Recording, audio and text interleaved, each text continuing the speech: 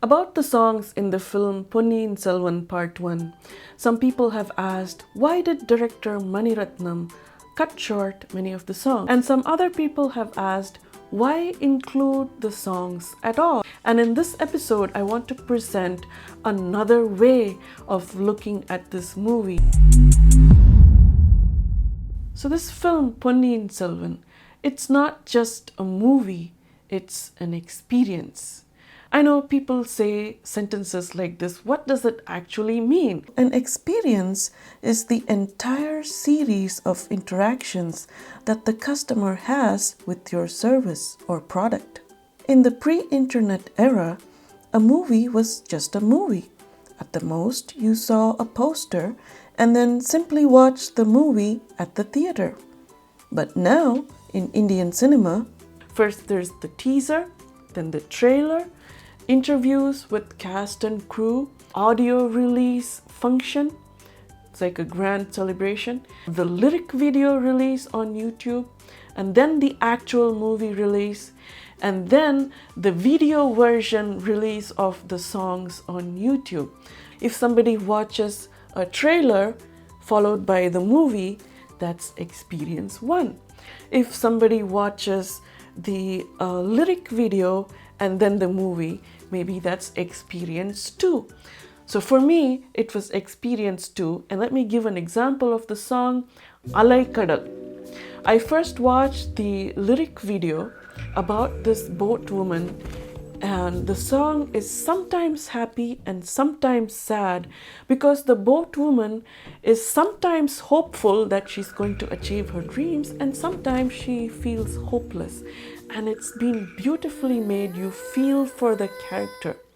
But in the movie, the scene is taken from the point of view of Vandiyathevan, and for him, the boatwoman is just a service person who's taking him from point A to point B, and the Alaikadal song is used as background score under silly dialogues about cooking fish while at sea.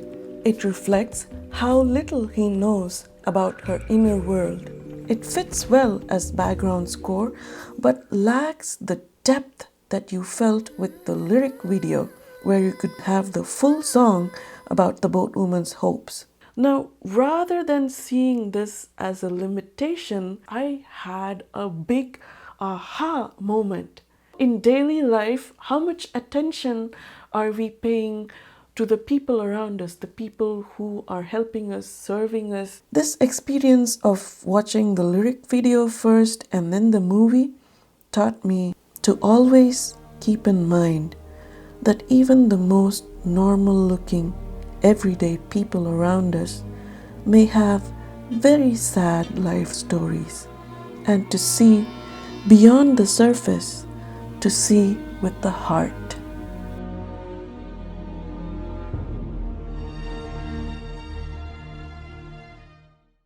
And that's why it's not just a question of a song getting cut short. The experience of the lyric video, in contrast with the movie version, is pouring us a life lesson. This movie was based on a really big novel, so it had a lot of plot points to be covered within the 170-minute running time. So while some of the songs were cut out, some other songs were made to do double duty. That is, to show parallel events while the song was going on. For example, the song Ratchasa Maamaney.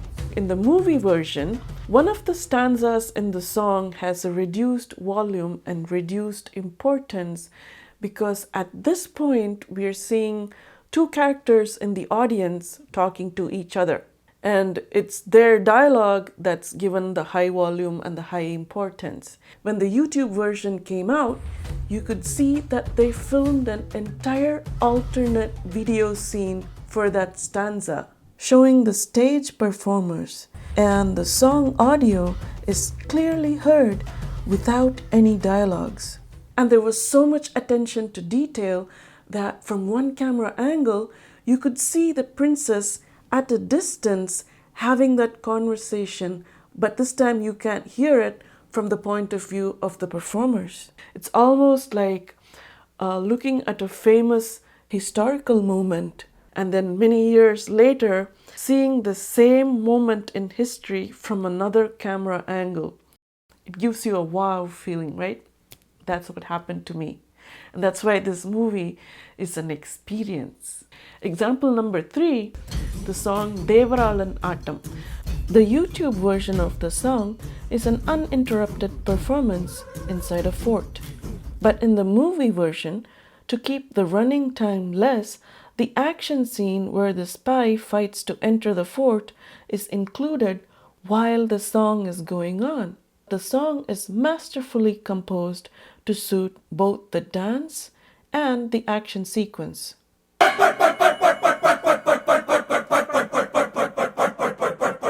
That was the YouTube version. And in the movie version, during the exact same portion of the song, the spy is hanging from a rope and walking across the wall of the fort like an insect. And the pat pat pat pat pat pat pat sound match his footsteps. I don't know how they did this. Did they find out by chance while editing that this stunt scene matches the audio perfectly? Or did the composer know way ahead of time that the song had to match both a dance and a stunt scene? I don't know how they did this, but this portion is a masterpiece in making alternate versions.